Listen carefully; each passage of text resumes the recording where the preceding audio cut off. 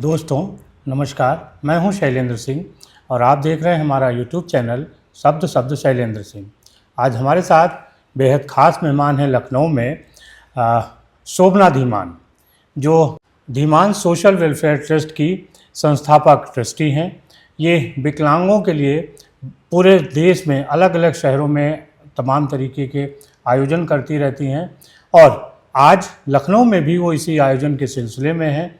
किस तरीके का आयोजन होने वाला है और धीमान वेलफेयर फाउंडेशन जो है किस तरीके के काम कर रहा है, इस पे आज हम बात करेंगे शोभना जी के साथ।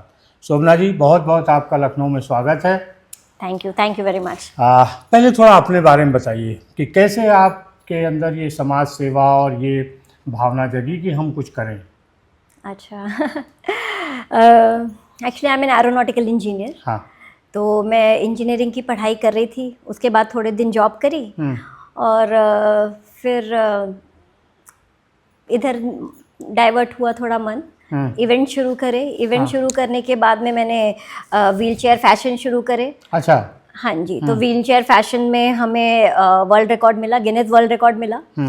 उसके बाद फिर धीरे धीरे लोग जुड़ते गए और अभी कारवां बढ़ता गया और अभी हम 26 देशों में काम कर रहे हैं। हाँ। और हम स्पेशली व्हीलचेयर स्पोर्ट्स को प्रमोट करते हैं, व्हीलचेयर स्पोर्ट्स, पैरा स्पोर्ट्स को प्रमोट करते हैं और दिव्यांगों के लिए हम स्पोर्ट्स, आर्ट्स, कल्चर, वेलनेस के ऊपर काम करते हैं। अच्छा। तो बहुत सारी मिनिस्ट्री के साथ भी हम लोगों ने काम करी है, इंडिया में भी और बाहर भी, और भी करते ही जा रहे हैं। कहाँ से शुरुआत हुई थी इसकी और ये कैसे सोचा कि हमें दिव्यांगों के लिए काम करना है? प्रेरणा स्रोत कहाँ से आई? प्रेरणा स्रोत तो ये एक्चुअली जब शुरुआत हुई तब ये नहीं पता था कि क्यों ये शुरुआत हुई है, लेकिन कुछ दिनों के बाद में मेरे को उसका रीज़न पता चला कि एक्चुअली क्या हुआ कि जब मैं फैशन शो जब मैं वर्ल्ड रिकॉर्ड कर रही थी वो टाइम पे मैंने कहीं तो देखा हुआ था कि एक व्हीलचेयर शो हुआ है, तो मैंने सोचा हम उनको भी इन्वॉल्व करते हैं। मैंने उनको इन्वॉल्व किया, फिर सब लोग जुड़ते गए और उन्हें अच्छा लगने लग गया और हम बहुत सारी दूसरी चीज़ें भी करना शुरू करी। फिर हमने अपना एनजीओ रजिस्टर किया और बहुत सारी दूसरी चीज़ें करना शुरू करी 2018 में। और फिर मैं काम कर रही थी दिव्यांग लोगों के साथ में। मेरे को धीरे धीरे इंटरेस्ट डेवलप हो रहा था कमर्शियल से चैरिटेबल में। और फिर लॉकडाउन हुआ। अच्छा। लॉकडाउन में मेरे को चांस मिला मेरे पिताजी के साथ आके रहने का, कानपुर में। तो पहले मैं चेन्नई में ही थी, चेन्नई, पुणे, बैंगलोर में ही थी। फिर आफ्टर 13 ईयर्स 14 साल के बाद में मेरे को टाइम मिला अपने पिताजी के साथ 3 महीने बैठ के बात करने का। तब मेरे को पता चला कि ये मैं क्यों कर रही हूँ। My father is a naturotherapist. तो आज मोर देन 45 ईयर्स 45 ईयर से ज़्यादा से he is working and mostly he is working for disable people. तो डिसेबल मतलब हम लोग, अगर आपको पार्किंसन है या और भी पोलियो है, कोई भी दूसरी बीमारियां हैं, तो उसको आप वही एक कैटेगरी डिसेबिलिटी नहीं भी मानेंगे, तो आप काम तो उनके लिए ही कर रहे हैं। तो वो बहुत सालों से आयुर्वेद में और नेचुरोथेरेपी में, मैग्नेट थेरेपी, योगा, उसमें थे। तब फिर मेरी उनके साथ बहुत ज़्यादा बातें हुई। तब मेरे को पता चला कि जब मैं 4 साल की थी तब मेरे को सेप्टिक मेनिंजाइटिस हुआ था। तो सेप्टिक मेनिंजाइटिस में बहुत ही कम रेट है उसका, उसमें बहुत ही गंभीर बीमारी है और लोग बहुत ही कम बचते हैं उसमें। अच्छा। बहुत 2 या 3% सर्वाइविंग रेट है। और आफ्टर सर्वाइविंग ऑल्सो बच्चा बहुत शार्प नहीं होता है, बहुत ही ज़्यादा वीक होता है और इंटेलेक्चुअल भी थोड़ा डिसेबल रहता है। और मेरा क्या था, मैं चल भी नहीं सकती थी वो टाइम पे। It was kind of polio attack और थोड़ा स्लो भी थी, दिमाग भी थोड़ा स्लो था, बिकॉज ब्रेन में आपके फंगस हो जाती है और ब्रेन में आपके फ्लूइड हो जाता है। तो वो थोड़ा स्लो भी था, पर भगवान की दया से मैं बच के घर आ गई। फिर मेरे पिताजी ने नेचुरोथेरेपी, रेकी, जो कुछ भी आयुर्वेद में और जो कुछ भी स्पिरिचुअली जो भी कर सकते थे सब कुछ किया। और 2-3 साल में मैं अच्छे से चल रही थी, अच्छे से एग्जाम्स में अच्छा स्कोर कर रही थी। आज मेरे पास 3 डिग्री हैं। एरोनॉटिकल इंजीनियर हो गए? एरोनॉटिकल इंजीनियर हूँ। हमारी ट्रेनिंग आईआईटी चेन्नई में हुई और कॉन्वोकेशन आईआईटी बॉम्बे में हुआ उसके बाद MBA किया, एम्बेडेड सिस्टम, फिर मैं यहाँ पे हूँ। तो अच्छा। डॉक्टर ने बोला था कि उसको पढ़ने पे जोर मत डालिएगा, पर मेरे पिताजी ने मेरे को आज इस लायक बना दिया, तो शायद प्रेरणा वो वहाँ से आई। फिर मैं लॉकडाउन के बाद there was no looking back. हर एक देश में, हर एक जगह पे जाके जो भी दिव्यांग इंसान कुछ भी कर रहा है, मैं उसको प्रमोट करती हूँ। और कमर्शियल भी हम काम करते हैं, बट मैं ज़्यादा से ज़्यादा टाइम हमारे ट्रस्ट को देती हूँ। अच्छा, आपने जिक्र किया व्हील चेयर फैशन का। हाँ जी। क्या है, थोड़ा सा आप बताइए, लोगों में आकर्षण उसका बढ़ रहा है।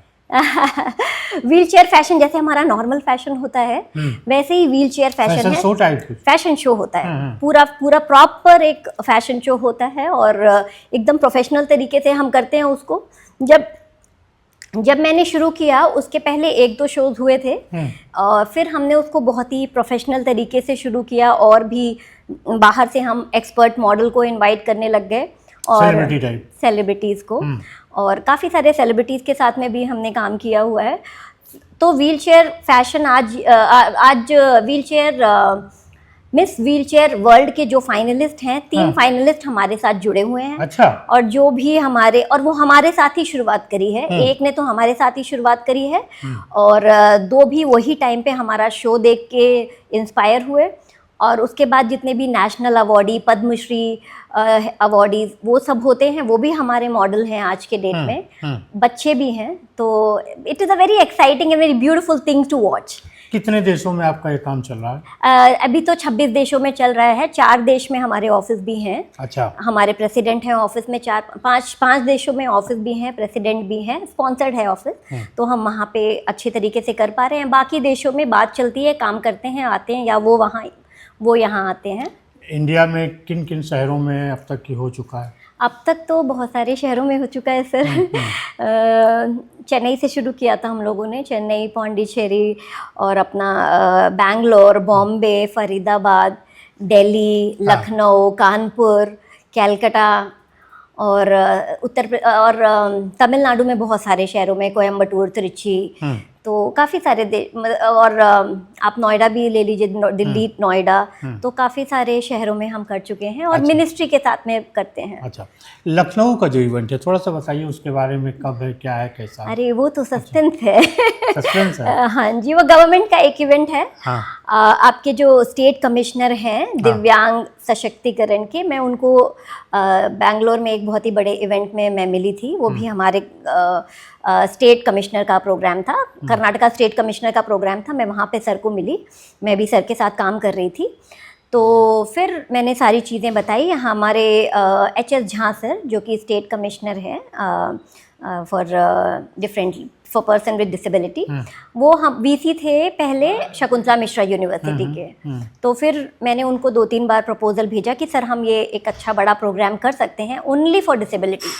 3 दिन का एक पूरा फेस्टिवल जैसा प्लान कर सकते हैं। तो अभी उन्होंने फिर उसके ऊपर काम आगे बढ़ाया, and then he called me कि आइए करते हैं। अच्छा, तो इसीलिए मैं आई हूँ। उम्मीद है लखनऊ वालों को जल्दी देखने को मिलेगा। बहुत ही जल्दी, और बहुत बड़ा सरप्राइज है वो। अच्छा। काफ़ी बड़ा प्रोग्राम है, तो सरप्राइज को सरप्राइज रहने देते हैं। हाँ जी। आप बताइए कि आपने जिस तरीके की बीमारी से निकल के, हाँ जी, और इतना आप अच्छा काम कर रही हैं, किस तरीके से और लोग जो इस तरीके की गंभीर बीमारियों से जुड़े होते हैं, उनको कैसे आगे बढ़ना चाहिए? देखिए, बीमारी आपके बॉडी में नहीं होती है, बीमारी आपके यहाँ पे होती है। हमारा क्या काम है, what we are trying to do, we are just getting everybody out of the house. आप उनको बस, जो दिव्यांग लोग जो अपने घर पे बैठे हैं, आप घर में बैठे हुए हो, उसकी वजह से वो मेंटली सिक होते जाते हैं कि घर में बैठे हैं, हम कुछ कर नहीं सकते, क्योंकि उनको मालूम नहीं है बाहर कितनी सारी अपॉर्चुनिटीज़ हैं। तो हमारा मेन काम ये है कि उनको घर से बाहर लाना है, और उनको एक फ्रेश एयर में मौका दे, उनको बताना है कि आप फ्रेश एयर में बाहर आइए, बहुत सारी दूसरी चीज़ें हैं, दोस्त बनाइए, लोगों से मिलिए, अपनी प्रतिभा को पहचानिए, उसके ऊपर काम करिए, और उसके बाद में जो भी है हम आपको गाइड करेंगे। अपने लेवल पे हम आपको गाइड करेंगे। आज एक आर्ट हाउस बोल के, LA आर्ट हाउस बोल के एक बहुत बड़ी आर्ट गैलरी है, जो कि काफ़ी सारे देशों में है। लंदन में भी उनका हेड ऑफिस है। वो हमारे अड़ैकल राज जी MP थे, उनका है ये, अच्छा। तमिल में, सॉरी चेन्नई में। हाँ। तो हाँ, उसमें बहुत बड़ी बड़ी आर्ट एग्जीबिशन होती है हमारे दिव्यांग बच्चों के लिए। हम बहुत मतलब बहुत सारी देशों को साथ में मिला के उनको इनवाइट करके हम आर्ट एग्जीबिशन करने जा रहे हैं। और पैरा स्पोर्ट्स के लिए मैंने पैरा ओलंपिक के साथ में भी एज अ इवेंट पार्टनर बहुत काम किया है। DCCI है जो BCCI का एक पार्टी आप समझ लीजिए, डिफरेंटली एबल्ड क्रिकेट के लिए, उसमें I am taking care of international relationship. और उसके बाद भी बहुत सारी दूसरी संस्थाएं हैं। CRPF है, CRPF ने एक अलग से एक इंस्टीट्यूशन बनाया है फॉर दिव्यांग जवान। अच्छा। जो जवान ड्यूटी पे, जवान और ऑफिसर ड्यूटी पे या किसी और तरह से कुछ इम्प्यूटी हो जाती है, उनके लिए वो सेंटर है। वहाँ पे उनकी स्पोर्ट्स की ट्रेनिंग होती है और सॉफ्ट स्किल की ट्रेनिंग होती है।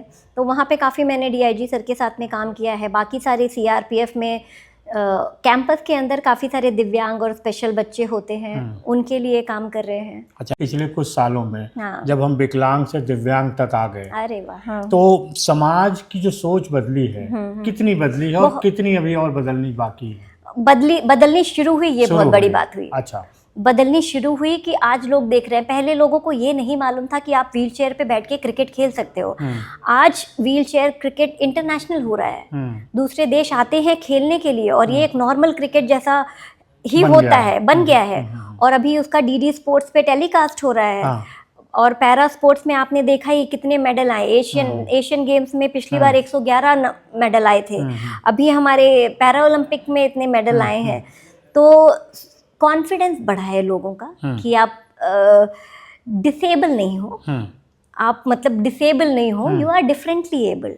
तो people started exploring their abilities कि आप आर्ट में कर सकते हो, कि आप स्पोर्ट्स में कर सकते हो, सिंगिंग में कर सकते हो, डांस में कर सकते हो। तो हमारे प्रोग्राम्स में हर एक तरह के लोग आके पार्टिसिपेट करते हैं। जैसे कि एक डांस ग्रुप है, वो लड़कियां सुन नहीं सकती हैं। अच्छा। और उसमें और भी एक लड़का है नितिन बोल के, वो लोग सुन नहीं सकते हैं, पर वो शिव तांडव स्रोत पे beat to beat classical dance करते हैं। और बच्चे हैं जो ब्लाइंड है, वो देख नहीं सकते हैं, छोटे बच्चे हैं, देख नहीं सकते हैं, पर वो क्लासिकल सिंगर्स हैं। वाह। और कुछ आप बताना चाहती हैं? यही है कि यहाँ आप अपना नज़रिया बदलिए। वो दिव्यांग हैं। हाँ। वो लोग दिव्यांग हैं, तो उनके अंदर भी टैलेंट है।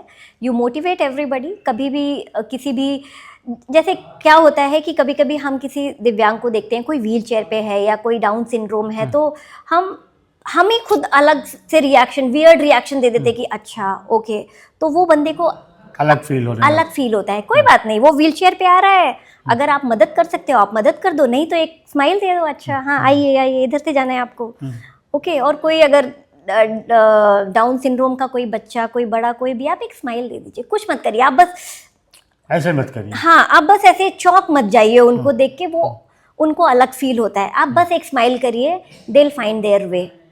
वो आगे देख लेंगे। वो आपकी स्माइल और उनको एक नॉर्मल ट्रीट करने से ही they will take care of themselves. वो एक कॉन्फिडेंस जो आएगा, वो उनका ख्याल रख लेगा।